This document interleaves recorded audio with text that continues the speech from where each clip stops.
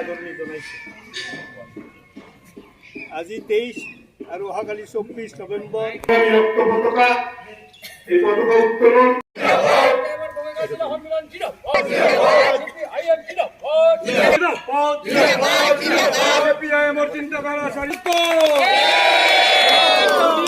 অভ্যৰ্থনা সমিতি সভাপতি সুখৰঞ্জন বীৰ ডাঙৰীয়াক আমি মঞ্চত বিচাৰিছোঁ।